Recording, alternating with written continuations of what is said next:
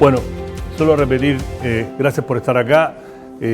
Efectivamente, hace 8 años lanzamos este proyecto y de los originales quiero darle las gracias. Sin ellos no sería posible, que es la apuesta nuestra a generar puentes y conversación entre gente que a veces no conversa y sin el apoyo de Price, que estamos acá en él. El Banco de Desarrollo de América Latina, o la CAF, que volvió a Chile este año después de estar ausente mucho tiempo, y en él. Así que primero quería agradecerles a ellos, porque si no, sin ellos esto no es posible. La narrativa o el hilo conductor este año de los temas de diálogos, o este ciclo de conversaciones, que son 6, es la tensión entre el capital y el desarrollo, capital y democracia, capital y soberanía. Yo tuve una conversación hace un par de meses con Alberto, es un tema que a mí me da vuelta y creo que en Chile, en el mundo, la democracia está siendo desafiada y en Chile en una manera particular, con su propia idiosincrasia. Y hoy día el foco, si el primer ciclo o la primera conversación de hace un mes fue más orientada a temas de la empresa, hoy día quería hablar más de la institucionalidad política en Chile. Y cómo la democracia chilena, esta conversación desordenada y a veces violenta que estamos teniendo en este nuevo ciclo, si tiene las herramientas y las que no tiene, cómo desarrollarlas para manejar esta tensión que estamos viviendo entre democracia y desarrollo. Hay mucha gente que se siente que la democracia liberal, como la concebimos muchos que estamos acá, no está dando el ancho. Creo que en Chile hay ejemplos para tirar al techo. Así que voy a empezar primero con Alberto. ¿Y por qué Alberto? Yo sé que siempre te presento igual. Alberto, cuando yo volví a Chile en 2012, coincidió que lo conocí en su famosa o infamosa presentación en ICARE, que me hizo pensar, no estaba de acuerdo, pero me hizo pensar y siempre me ha hecho pensar porque él vio estas tensiones, que como seguíamos, había cosas que eran inviables. Así que te voy a empezar contigo. ¿Estamos capacitados? ¿Chile tiene la institucionalidad, fortaleza institucional para navegar estas tensiones? A ver, Chile tiene una característica cultural histórica y es el peso que los chilenos le atribuimos a las instituciones, cosa que es muy valiosa para efectos institucionales.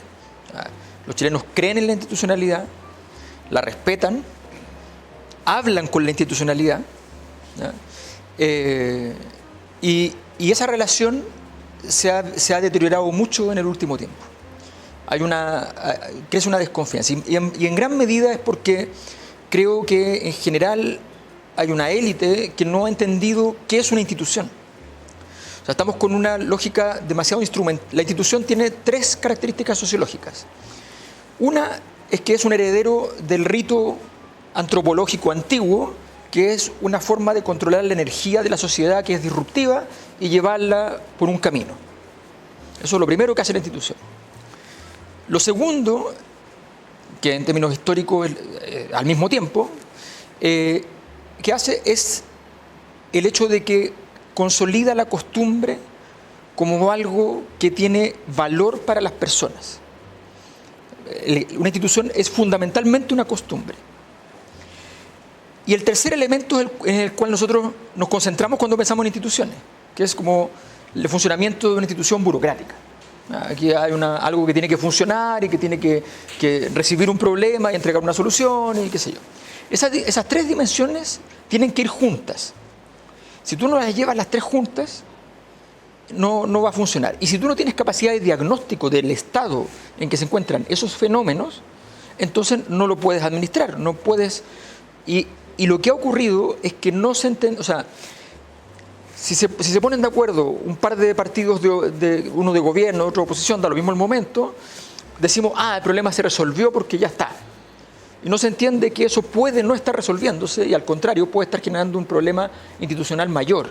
Entonces hay un conjunto de aprendizajes y además no se entiende, yo me he dado cuenta que es muy evidente, qué significa una crisis en Chile. Cuando empieza una crisis, no se entiende. Y aquí hago una referencia simplemente a la poética, al análisis de la tragedia que hace Aristóteles, ¿no? Que dice, la crisis es cuando ocurre el evento infame, ¿no? Cuando ocurre el atavismo, cuando Edipo se casa con su madre y asesina a su padre. Pero la crisis, tú no te enteras en el momento de la crisis, tú te enteras en un momento posterior. Nosotros le llamamos crisis al momento en que nos enteramos, pero ya ocurrió el problema. Nosotros nos enteramos después. Entonces tú crees que tienes tiempo porque te acabas de enterar, pero no tienes tiempo porque vas atrasado 3, 4 o 5 años. Ese momento, le llama Aristóteles, es el reconocimiento, no es la crisis. Es el momento en que Edipo se saca los ojos. Y ese problema, este cóctel de incomprensión de este tipo de fenómenos institucionales, luego de una época de mucha tranquilidad institucional, que es natural que se haya producido ese fenómeno, porque era muy fácil administrar, había que preocuparse del funcionamiento de las cosas nomás. Todo lo demás parecía certeza absoluta, se había acabado la historia, todo estaba claro, ¿ya? Bueno, ese es el gran, a mi juicio, el gran desafío actual. Hay un conjunto de otros elementos, pero ese es el corazón del asunto. Pirincho, tú estuviste en el gobierno hace 20 años ya, y bueno, siempre estás metido en lo público. Te voy a preguntar una pregunta que creo que ya sé la respuesta porque te he escuchado, pero para profundizar lo que dijo, o complementar quizás lo que dijo Alberto. La política hace tiempo que no viene dando el ancho. Y esa crisis, a veces uno cree que lo peor pasó, pero da la impresión, como lo estamos viviendo estas últimas 2 semanas, que no, que todavía estamos en el medio y que las instituciones políticas en Chile no tienen las herramientas para salir de ahí. Bueno, primero que nada, muchas gracias por la invitación a Federico, Iván. Siempre un placer además estar con Alberto, un amigo y una persona que admiro mucho. Tomémonos de la crisis un segundo. Fíjese que la palabra crisis tiene un significado similar en varias disciplinas que más o menos siempre apunta a lo mismo. En la literatura, cuando uno habla de crisis o de clímax, se refiere a aquel momento donde se resuelve la historia y se sigue la suerte de los personajes. En la medicina uno habla de crisis respecto de la situación del paciente cuando está a punto de mejorar o su salud se deteriora hasta la muerte. Bueno, en el ámbito de las ciencias sociales, la crisis tiene un significado similar, que más bellamente, a mi juicio, lo definió, no se me asusten, fue Gramsci en Los cuadernos de la cárcel, que decía que la crisis era aquel exacto momento en que lo que tiene que morir no ha muerto y lo que tiene que nacer no ha nacido todavía. Traigo esta colación porque a propósito de la reflexión que hacía Alberto, me parece que esos momentos de transición son momentos de gran incertidumbre, y como muy bien apuntaba Alberto, a propósito de Aristóteles, que descubrimos solamente después. Y si yo tuviera que reflejar cuál es el elemento más significativo de esa crisis, justamente tiene que ver con el momento de debilidad institucional. Alberto hacía referencia a que uno de los grandes activos culturales, diría yo, de la sociedad chilena tiene que ver con esta fortaleza que los ciudadanos le atribuyen a esa institucionalidad. A mi juicio eso ya es prácticamente inexistente. Es decir, lo que ha venido ocurriendo en los últimos 2, 3, 4, 5 años, no solamente en términos políticos, culturales, esto que Carlos Peña llama de alguna manera la anomia social tiene que ver con la ausencia de todo pacto. Y por eso siempre me pareció, independiente de la cuestión más política, que la reflexión y la discusión sobre un nuevo texto constitucional era y sigue siendo una cuestión fundamental, es decir, cómo buscar un nuevo acuerdo que se ponga sobre el que en algún sentido se quebró. Y ese acuerdo se quebró, me parece a mí, por distintas razones, pero si lo tuviera que resumir de una manera, fue que la democracia no ha logrado cumplir su más fundamental y básica promesa, que no es otra que representar de manera más o menos equitativa los intereses de todos los ciudadanos. Cuando uno no percibe que hay algo en común, cuando uno se ve más bien fuera de las reglas, cuando uno tiene la sensación de que fuimos con más o menos esfuerzos construyendo una sociedad de ciudadanos de primera y segunda categoría, no solamente no tiene ningún respeto y obediencia, no tiene ninguna lealtad respecto del pacto que hemos construido de manera conjunta. Lo voy a poner con una metáfora. Cuando ustedes enfrentan una luz verde y pasan, ¿por qué lo hacen? No lo hacen porque piensen que en que está frente tiene una luz roja y si se pasa una luz roja un carabinero le podría sacar un parte. Uno pasa porque hay un pacto básico, civilizatorio, incluso el cual uno le entrega la seguridad a sus seres queridos. Ese pacto dice, luz verde se pasa, luz roja se para. Eso se llama confianza institucional. Y yo creo que eso está profundamente deteriorado en Chile y el mayor de los problemas es que tenemos la ilusión, y con esto termino, de que esto se resuelve cambiando al elenco de los protagonistas. Y el problema es que da lo mismo el elenco de los protagonistas, o, para no exagerar, quizás no da lo mismo, pero su rendimiento es marginal cuando el espacio donde estamos jugando este partido está profundamente deteriorado. Sí, disculpa, quiero complementar una cosa ahí, porque, a ver, tú hablaste de las herramientas, eso es lo fundamental. ¿Cuáles son los recursos que tenemos para abordar la crisis? Cuando partió esta crisis de manera explícita, o sea, cuando se vino el momento del reconocimiento y nos dimos cuenta que había una crisis, fue el 2011. En esa ENADE partía con un video que decía terremoto social. Si ese fue un terremoto social, les pregunto qué fue el 2019. Entonces, resulta que en ese instante había una herida abierta de una política pública mal hecha con una gran promesa relevante, que era la política pública del Transantiago. Esa herida se dejó allí y era sorda, funcionaba en sordina, era anomia en el sentido sociológico. La anomia puede estar todo el tiempo como anomia y simplemente no nos damos cuenta, somos más débiles como sociedad, pero no es notorio. Pero puede ocurrir que se politice la anomia. Y en ese caso deja de ser anomia en realidad. Porque si se politiza ya no es mera desintegración, sino que es conflicto. Es malestar social. Entonces cuando se politiza empieza a ser importante. Durante todo ese tiempo, ya sea porque me citaron o porque yo busqué a personas de distintos niveles de institucionalidad, del Transantiago y todo, me preguntaban, me decían, oye, pero ¿esto qué es? ¿Es la falta de ambiente de control? Yo le decía, perdón, pero yo he pagado toda la vida, yo vivía de niño en la cisterna y todos pagábamos la micro, salvo el que era líder del barrio, digamos, que era el choro que llegaba, ponía 50 pesos y seguía pero ponía 50 pesos igual, porque había que respetar al chofer, ¿no? Entonces, eso no es verdad. Es que es un tema económico. Mira, la evasión creció mucho el 2011 y el 2011 fue el año en que más creció el ingreso de los hogares. O sea, las variables que estaban manejando, que se manejaron, y alguna vez yo diseñé una metodología de análisis de crisis y fui a un ministerio a hablar con una ministra y le mostré que, por decirlo así, pero prácticamente es así, al día siguiente que aparecía un caso de colusión, aumentaba la evasión. Y que cuando bajaba la bolsa de comercio, en el IPSA, subía la evasión. O sea, cuando habían incertidumbres políticas, se producían esos dos fenómenos concurrentes.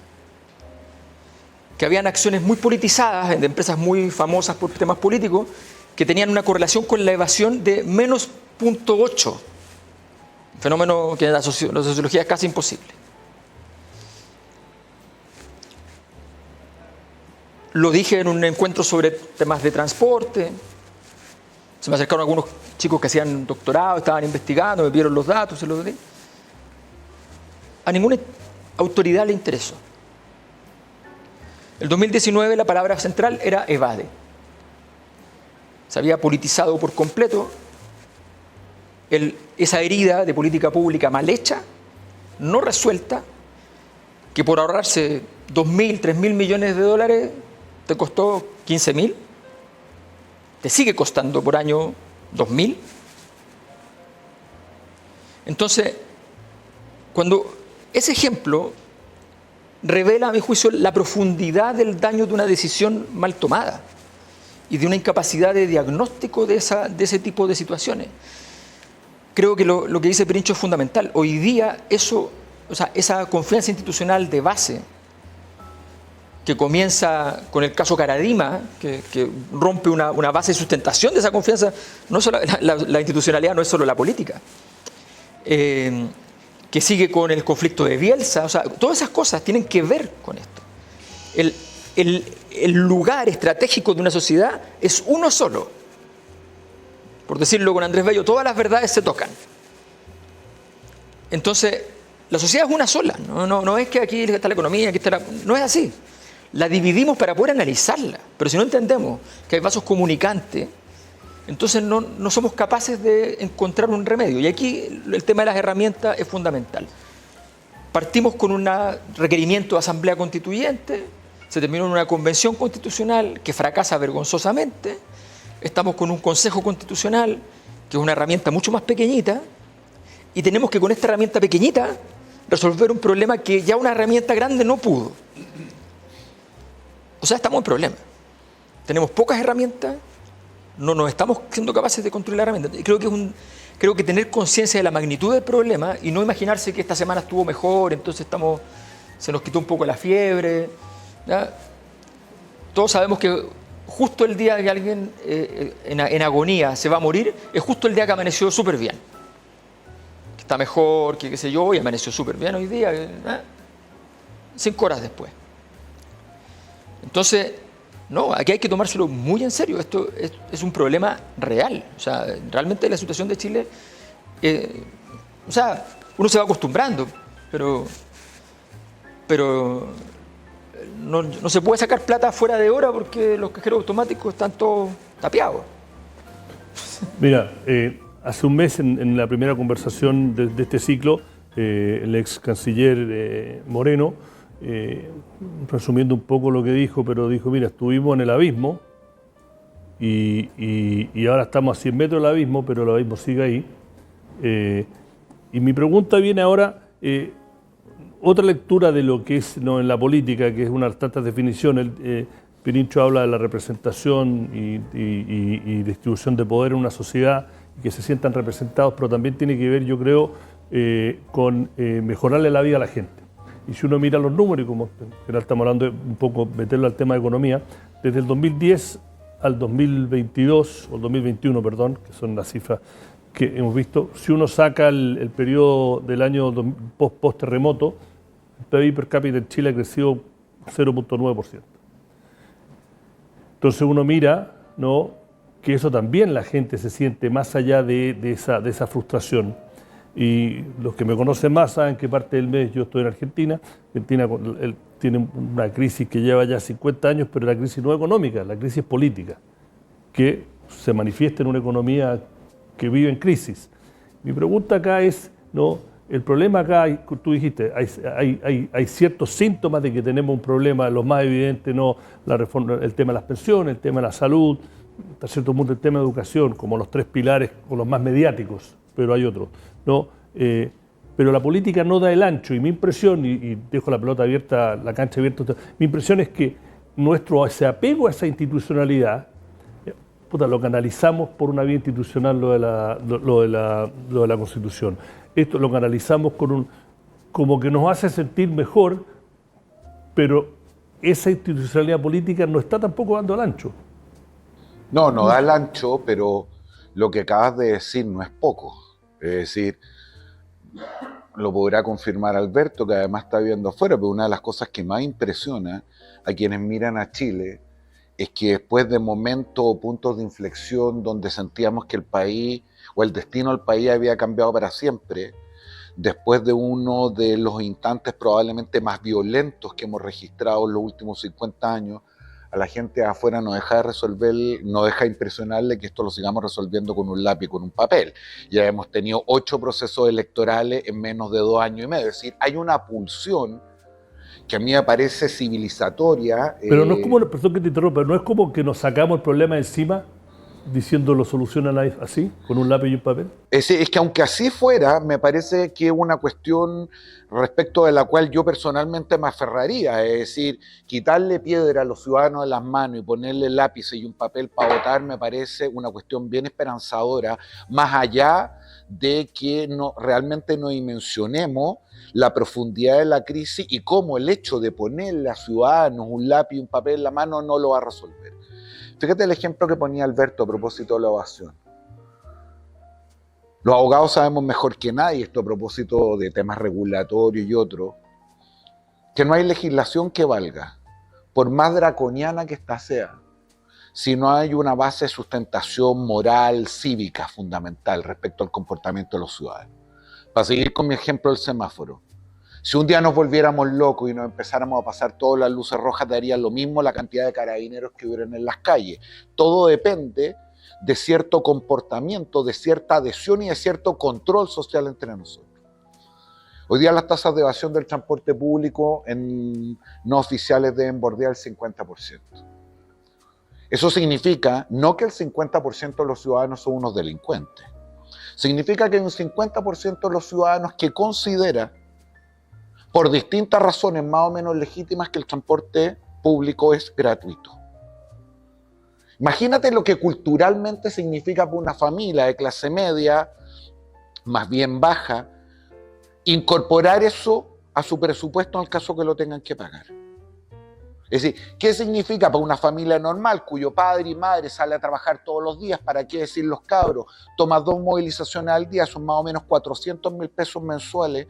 ¿Qué es lo que significa? ¿Que eso sea gratis o que eso sea pagado? ¿Cómo es posible, con qué ley, con qué fiscalización, con qué incentivo que esa gente vuelva a pagar? Hay un proceso de naturalización de esta nómina que no va a resolver ningún instrumento institucional como sugería. Pero esa respuesta, pero ese es un súper buen punto, porque haciendo sociología comparativa barata, después corrígeme que tú eres profesional, pero el transporte en Chile es un factor a la hora de tomar decisiones para la clase media, media baja y los más vulnerables, mientras que en un montón de sociedades se ha tomado una decisión, buena o mala, regular, de que va a haber un subsidio bastante más grande para que no va a ser a la hora de tomar decisiones del transporte público que te mueva mucho la aguja. Sí, y es una decisión política. Pero lo único que quiero reflejar, y dijo Alberto con esto, es que uno puede buscar una cierta correlación entre la necesidad y el incentivo. Sin embargo, ojalá fuera eso, porque ojalá fuera solo eso, porque sería mucho más fácil corregirlo desde la política pública. Yo creo que algo mucho más profundo. Es decir, cuando uno, por ejemplo, ve el crecimiento exponencial de las licencias médicas fraudulentas, ¿no hay ahí también un cierto desprecio respecto, por ejemplo, del modelo de seguridad social en materia de salud y la opinión que tienen los ciudadanos respecto al ISAPRE? Entre comillas, voy a hacer la caricatura. Si estos huevones roban todo el día, ¿por qué yo no voy a poder hacer la trampa igual? Lo mismo con las compañías de seguro, lo mismo con el sistema de pensiones. Es decir, la sensación de que no hay nadie que esté trabajando para mí, ¿por qué entonces va a significar que yo tenga obligaciones con el resto? Fíjate que el actual presidente del Consejo Constituyente dijo algo que fue muy mal interpretado, habló de la crisis moral. Y todo el mundo supuso que hablaba de la crisis moral de la cintura para abajo. Lo que yo me imagino que ella estaba tratando de reflejar era algo bastante más profundo, la crisis moral de un país respecto al cual el espacio público no vale nada, la propiedad del otro no vale nada, la seguridad del otro no vale nada, el que yo agarre y tire un papel fuera de la ventana de mi auto no vale nada, el que yo tenga una camioneta de 70 millones de pesos y sin embargo estoy en un taco de 3 autos, en un pinche peaje para irme a la playa, y empiezo a armar la santa bataola al punto tal que soy capaz de empezar a sacar herramientas para sacar las barreras y saltarme el TAC. Hay algo mucho más profundo que si solo se explicara por una cuestión de incentivo económico y necesidad, yo estaría mucho más tranquilo. Mira, lo que tú dices, todos estos datos sobre la evasión, yo llegué a partir de una investigación que estábamos haciendo sobre lectura. Y en la investigación sobre lectura estábamos viendo cómo se estaba leyendo en los espacios públicos. Entonces teníamos etnógrafos que subían a las micros a ver lo que estaban leyendo. Y un día llega un etnógrafo y me dice, oye, hay una escena fantástica. Estaba en la micro, 8 de la mañana, y se suben a fiscalizar. Chaqueta amarilla, qué sé yo, a fiscalizar. Y le dice uno, señor, su VIP, por favor. No, dice él. Su VIP. No. Es que tenemos que fiscalizar. No. ¿Pero por qué, señor? Porque es mía. Ya, pero... No. Vamos a llamar a Carabinero. Llámelo. Llamo a Carabinero, llegó Carabinero, entra Carabinero, tiene que mostrar la VIP. Entonces él le dice, mire esta micro. No es que está un poco corroída, le entra viento por ahí. La puerta no cierra. Si se cae un niño, se cae hacia afuera. No hay una sola mañana en que venga esta micro lavada. Ni una sola. Hace frío. Y ustedes fiscalizan esto, pero no fiscalizan eso. Ahí está. Había pagado. Quedó la escoba en la micro, tuvieron que bajarse de todos Carabineros, todo esto. Eso es. Es no entender el carácter relacional de la vinculación. Es no entender esa... Ojo, esto vale no solamente en el código élites abusivas y una ciudadanía abusada, no, vale también en la relación entre todos los ciudadanos entre sí, vale en la... Yo les contaba antes que a mí una de las cosas que más me ha gustado en España es que yo vivía antes allá, pero estaba estudiando y no vivía, interactuaba tanto, estaba muy metido a estudiar. Y ahora interactúo más y cuando voy al cine con mi hijo veo cosas sorprendentes, que niños de 15 años van con su compañero amigo del barrio o del colegio, no tengo idea, que es ciego, y lo llevan al cine. Me parece extraordinario. O unos viejitos que pasan a buscar al que está súper grave, está súper mal y se lo llevan, no puede ni hablar. Y le dan comida en la boca y mientras ellos conversan y él escucha 2 horas la conversación de sus amigos. Nosotros decimos, oye, pobrecito, pucha, no puede venir al cine, porque no, o pobrecito, porque no puede salir, así que lo siento. Entonces, pero eso no tiene que ver con que seamos peores personas. Tenemos una vida que tenemos, que es más o menos cómoda, más o menos viable. Entonces, entender todo eso, o sea, esto no hay, nuevamente, este es un problema general. Y yo también veo una falta de estrategia, de mirada de mediano plazo, no así como, oye, ¿qué va a pasar en 5 años? No estoy hablando así como en el tono Lagos, ¿no? Sino que estoy hablando de una cosa súper sencilla. O sea, cuando se filtró esa escena en el Ministerio de Relaciones Exteriores, a mí lo que más me llamó la atención, aparte de la filtración, pero dejé eso de lado, sobre esa mesa no había ningún informe. Ningún informe. Se estaba discutiendo cosas importantes sin ningún informe. Ni interno, ni externo. En esa conversación estaban enojados con un embajador. ¿Sabían si el embajador había actuado por iniciativa propia o si las acciones hostiles que había desarrollado provenían de su gobierno? ¿Discutieron eso en la reunión? No, en la reunión no discutieron eso. Querían vengarse del embajador. El presidente de Argentina era formalmente un aliado muy importante del presidente Boric. O el embajador estaba haciendo una tontería, o el embajador estaba siguiendo algo y se había decepcionado por alguna razón. ¿Se discutió eso en la reunión? No se discutió eso en la reunión. Entonces, hay un problema que va más allá de que se filtre, que ya es gravísimo, que tiene que ver con el fundamento. Las empresas que tienen carácter estratégico han pedido informes sobre las posibles consecuencias de una conflictividad elevada entre China y Estados Unidos para su industria. ¿Tienen hoy día las empresas chilenas esos informes? Los gobiernos regionales, yo pedí por transparencia qué investigaciones habían hecho en los últimos 10 años. Hay gobiernos regionales que no tenían ni una investigación. Urbanística, nada. O sea, tenemos no manejamos la información que necesitamos para resolver este tipo de problemas. No la manejamos. No tenemos las herramientas. Y las herramientas no son solamente institucionales, sino que es la costumbre, que también es una institución. La costumbre es, quiero tener un informe de esto antes de tomar la decisión. Pero mira, la respuesta inicial a la manifestación de la crisis, ¿no?, que fue el estallido, es un nuevo pacto social. Un nuevo pacto social en que el Estado tenga un rol más importante. La primera propuesta constitucional tenía un rol extremo para muchos, perdió por goleada, tenemos un péndulo que se fue para el otro lado, entonces a lo que voy es que las respuestas que la política no le está dando a solucionarle la vida a la gente y que la gente tiene este hastío, que es el que yo creo, y eso se manifiesta en el mundo entero, no solo acá, en Chile se manifiesta de una manera particular porque tiene su propia idiosincrasia, el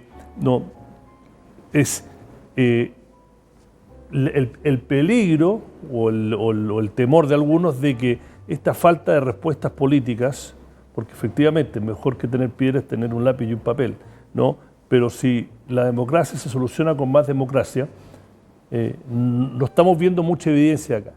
Y el temor de algunos, al cual yo me incluyo, es que terminen ganando los extremos y que el concepto de esta democracia liberal, que si uno la mira a nivel macro, desde la posguerra hasta ahora, ha sido la más exitosa en la historia de la humanidad, bueno, bajo casi cualquier parámetro, ¿no? Y en Chile la gente diga, es que muy bien, pero es que mira el modelo chino, tengo menos libertades, pero por lo menos la micro es más barata, por usar el ejemplo de la micro.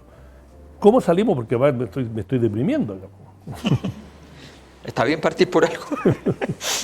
Sí, no es muy esperanzador, pero para hacer una cronología bien rápida, independiente de los fenómenos de manipulación, de violencia que hubo detrás del estallido, yo siempre quiero recordar de que una cosa es que nosotros identifiquemos a quién puso un fósforo. Otra cosa muy distinta es responder a la pregunta de por qué ardió toda la pradera. Y creo que en esas explicaciones yo a lo menos suelo estar más cerca de las explicaciones subjetivas que las objetivas. Es decir, efectivamente los ciudadanos tenían y tienen un problema vinculado a las pensiones, a la salud, al trabajo. Sin embargo, esta sensación, insisto, de ciudadanos de primera y segunda categoría, de la ausencia de que alguien me cuida, de por qué yo tengo que respetar a otros si nadie me respeta a mí, era una cuestión muy presente en esa rabia contenida.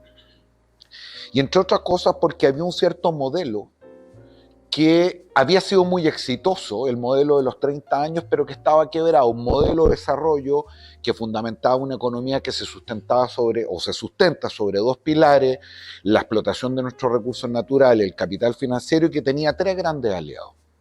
Primero, cómo el proceso de progreso había estado asociado a el acceso al crédito. Segundo, el proceso de masificación educacional. Y tercero, a la alianza pública y privada para multiplicar los efectos de la política pública. Fíjate que no es casualidad que esas tres cosas en momentos distintos hayan sido puestas en cuestión. Entonces la pregunta razonable es ¿cómo seguimos? Y a eso me refiero con el acuerdo institucional. Los alemanes tienen un concepto muy bonito que a mí me encanta, esto del patriotismo constitucional. La patria no es una bandera, la patria no es una batalla, la patria no es una fecha, la patria es el lugar donde nos reconocemos todos. Y a mí siempre me pareció y me sigue pareciendo, con todas las dificultades, que una discusión respecto de un nuevo texto constitucional permitía ponerle los bordes. Ahora, dicho todo lo anterior, si a esto le sumamos un profundo proceso de fragmentación, de desprecio de los ciudadanos respecto a la política, de una élite, y no solamente política, sino que empresarial y social, que no mira más allá del metro cuadrado que tiene delante de las rodillas.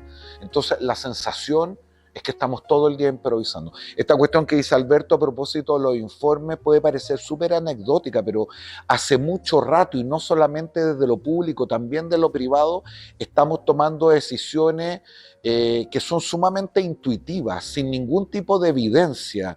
Y la política se ha convertido en una suerte de concurso de popularidad. Yo entiendo que la política tiene que satisfacer los intereses y anhelos ciudadanos, pero también la política Y la toma de decisiones muchas veces no debe encontrar la comprensión necesariamente de los ciudadanos. Esa mirada más de largo aliento, esa sensación de que tenemos un problema grave y no vamos a poder resolverlo con 3 o 4 toma de decisiones pequeñas, menos solamente de unos contra otros, es parte significativa de la dificultad que tenemos hoy día, me parece.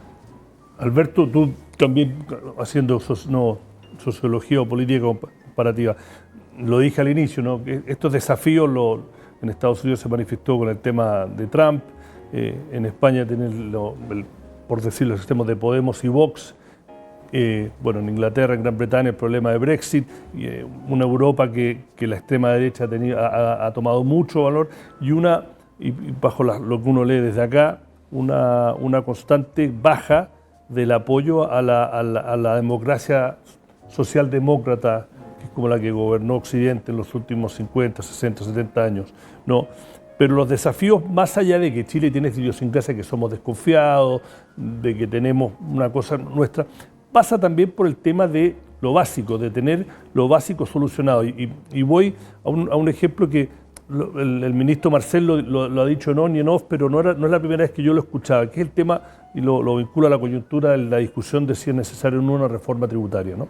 El tema del huevo y la gallina. Marcel dice, mira, es verdad lo que dice la OCDE y el Fondo Monetario, que hay que generar más recaudación, pero que el problema es que en Chile también la mayoría de los impuestos lo paga el IVA, las empresas y las personas. La base que paga es muy chica y que hay que ampliarla, hacerla más común en Estados Unidos, que hasta si trabajáis en McDonald's por el sueldo mínimo, un 4% te sacan, etcétera, lo que sea. Entonces él dice, es muy difícil políticamente, por lo que tú dices, porque la clase media vulnerable, que es la gran mayoría de los chilenos que se han beneficiado con acceso al crédito, lo que decía Pirincho, sienten que a cambio no reciben lo suficiente, no reciben educación pública buena, entonces tienen que sacar plata de su bolsillo, además de haber pagado los impuestos, para un colegio público, privado o subvencionado. Salud tienen que igual pagar ISAPRE y seguro complementario. El transporte es caro, el celular es caro, entonces se siente que no hay suficiente. ¿Cómo pesa eso en esta discusión, en esta tensión, que digo nuevamente, entre el capital y la democracia, desarrollo, etcétera? Eso es súper importante porque tiene que ver con el modelo de gestión de los hogares. Los gobiernos tienen que saber cómo se vive en los hogares. Yo trabajé en el Banco del Estado, fui jefe de investigación. Un día les digo, oye, pero nosotros trabajamos con puros productos cuyo formato, las tarjetas de crédito, qué sé yo, son formatos que están diseñados en otras realidades para clientes muy distintos a los nuestros. Los clientes bancarios en Chile son 2 millones. El resto del Banco del Estado son personas que no son clientes bancarizados y algunos no son bancarizables. Entonces, ¿cómo viven la economía esas personas? Investiguemos territorialmente cómo se ahorra, cómo se gasta, cómo se gestionan los hogares. Porque si no, estamos ofreciendo un conjunto de productos y servicios que están asociados a un concepto genérico de libertad. Me hago más libre a través de mi tarjeta de crédito. Y muchas personas lo que quieren es una restricción, porque la tienen y necesitan que eso sea viable. Bueno, esa problemática, a mi juicio, es la clave del estallido. Chile era un país con bajísima deuda en ese momento, deuda pública. Pero los hogares estaban con una deuda inmensa. O sea, la ecuación entre la deuda del país y la deuda de sus hogares no tenía una relación adecuada. Y tú dijiste algo muy importante, que tiene que ver con la deuda. Mientras el país crece al 4%, endeudarme se solventa. Pero cuando tú tienes un sistema en el cual yo compro el supermercado a crédito y el crecimiento del país es el 1%, la deuda te come. Voy a interrumpir una cosa para que quede claro, sí, dos cosas. Uno, el Banco Central, no sé en la época, usted tiene mucha de esta data y es transparente y es muy exhaustiva. Y segundo, 7,5 de cada 10 pesos que se endeudan los chilenos en un crédito hipotecario. Endeudarse por endeudarse, todas las grandes economías tienen alto nivel de deuda. Ahora, si tienes que endeudarte para pagar comida a fin de mes, está mal. Si es porque te compraste una maquinaria o te endeudaste porque te compraste una casa, hay diferentes tipos de deuda. Por supuesto, no, por supuesto. Pero si tú miras, a ver, cuando tú miras, por ejemplo, la encuesta de presupuestos familiares, el 79% tiene más gastos que ingresos. La encuesta de presupuestos familiares, por razones metodológicas, no mide la deuda, ¿no? Porque hay un problema que es simplemente metodológico. No llegan a fin de mes. Los que llegan, después hay como un 15% que llega a fin de mes con un excedente de 2.000 pesos. O sea, ese es el excedente. O sea, los hogares están con una gestión de altísimo nivel de complejidad, con una situación contractiva, donde tú estás permanentemente teniendo que administrar esa situación. Bueno, ese problema es fundamental a la hora que, no porque, ojo, esto no es que, yo, mi hogar y entonces yo me rebelo, no, esto funciona así. Yo hablo con la institucionalidad, de alguna manera, pidiéndole que ponga atención a mi problema. Me pone más atención, menos atención. Cuando resuelve o no resuelve. Entonces, de pronto, yo descubro cosas que tienen que ver con lo que se ha dicho, el tema moral. ¿Cuál era el problema de la Polar? El problema de la Polar no era tanto para aquellos que eran los afectados ciudadanos, era más bien un problema de confianza dentro de la bolsa, dentro del mundo financiero. Pero ¿por qué le molestó tanto a la gente? Porque cuando tú vas a repactar, tú vas a pedir un favor, vas a llorar, vas a contarle tus problemas al Ejecutivo y decirle, yo necesito que usted me ayude, yo sé que es un favor, estoy dispuesto a pagar más, pero por favor resuélvame esto porque no puedo pagar y quiero pagar. Y de repente tú descubres que el modelo de negocio de la empresa es repactarte. O sea, el problema no es cuánto te quitaron, el problema es que tú eres huevón. El problema es que tú todos los jueves le decías a tu esposa, yo me caso y todos los días son para ti, pero el jueves yo siempre me junto con mis amigos, voy a jugar al fútbol, después nos vamos a tomar una cerveza. Y ella siempre te decía, no, yo quiero que los jueves estés con nosotros. Y yo defiendo mis jueves. Pasan 3 años y te enteras que ya los jueves salía con otro. ¿Ya? Eso es la Polar. Eso es la Polar. Entonces es un problema moral, efectivamente. Entonces, ese es el problema. Y esa herida de desconfianza es la que cuesta tanto sanar. Porque no es un problema operativo, el problema operativo tú lo puedes resolver. Este es el típico problema que era incapaz de entender Piñera. ¿No? Pirincho, te voy a dejar la última palabra antes de abrir a preguntas que pueda tener la audiencia. Damos un poco de optimismo dentro de todo este...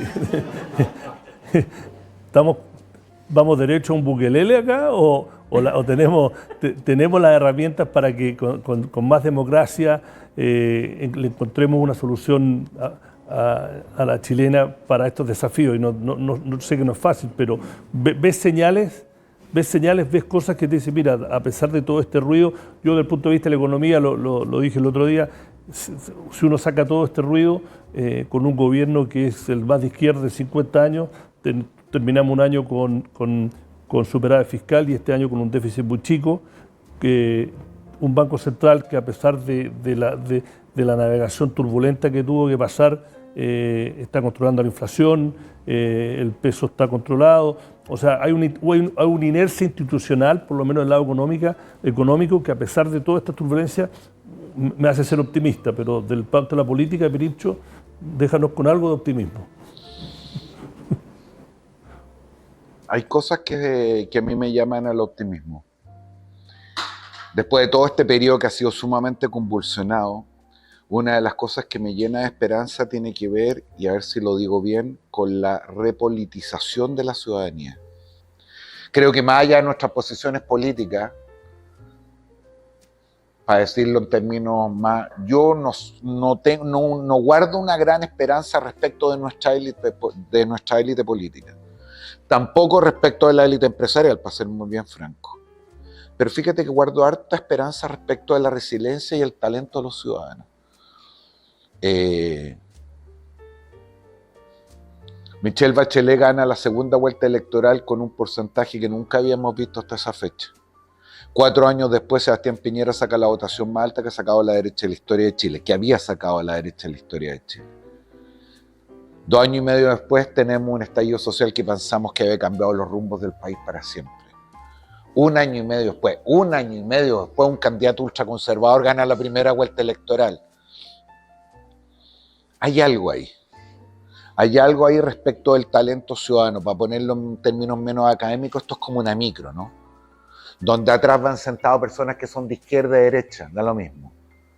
Pero cuando ven que hay una curva media jodida y el chofer se está quedando dormido o había tenido una noche más o menos larga, se abalanzan todos como a contener esta cuestión. Hay una cierta resiliencia ahí detrás que me parece a mí que es donde yo deposito la mayor esperanza. Los hijos ilegítimos del estallido social, como se le llamó. Es decir, como en el sentido común ciudadano, a propósito de los temas de seguridad, inmigración, propiedad, trabajo, Estado de Derecho, en fin, había algo mucho más profundo. Eso no estaba en la élite política. Eso tampoco estaba en la élite empresarial que está o resignada o escondida. Eso estaba en las personas. Y esas son las personas que cada cierto tiempo nos dan una señal, a mi juicio, bien categórica. Pese a todas las estupideces que hacemos, como la reforma más imbécil de haber transitado de voto obligatorio a voto voluntario, que llevó, entre otras cosas, los niveles de polarización que tenemos hoy día, y gracias a Dios hemos recuperado una cuestión más o menos básica, porque vuelve a tener que ver con lo fundamental, y con esto termino. Tú recién decías, Iván, esto de que saca el IVA y la cantidad de personas que paga impuestos muy poco. Y claro, la pregunta razonable es ¿por qué habría una persona de pagar impuestos si no ve el fruto de su esfuerzo? No ve el fruto de esa contribución. No siente que nadie lo cuida a él y él está cuidando a otros. En términos políticos es exactamente lo mismo. ¿A propósito de qué a alguien se le podría ocurrir que uno puede beneficiarse de los frutos de ir a una comunidad política, ejercer derechos civiles y políticos y más encima, no concurrir de la mínima manera a ser miembro de esa comunidad política que ejerciendo el voto cada vez que corresponde, sea votando a favor de un candidato, sea votando en blanco, sea votando nulo? Esa idea del free rider, esa idea del sálvense quien pueda, esa idea de la ausencia de comunidad política que tiene un efecto económico, pero sobre todo tiene un efecto social y cultural relevante, hay algo de eso que yo creo que es importante recuperar y que tiene la esperanza en esta repolitización de los ciudadanos. Yo creo que lo esperanzador de este ciclo, que como llevamos 8 años, es que como los drogadictos o alcohólicos tenemos que reconocer en algún momento como sociedad que tenemos un problema. Creo que Chile está teniendo una conversación, esto es parte, una arena chiquitita, pero una conversación a veces desordenada, a veces violenta, de que ojalá no llegue a ser santos. No, yo creo que ahí no califico, pero bueno. Con eso cierro. Muchas gracias nuevamente por ser parte. Muchos de ustedes estuvieron en la primera conversación. El ciclo sigue el próximo mes. Recibirán invitaciones. Gracias, Pirincho. Gracias, Alberto. Y será hasta la próxima. Gracias.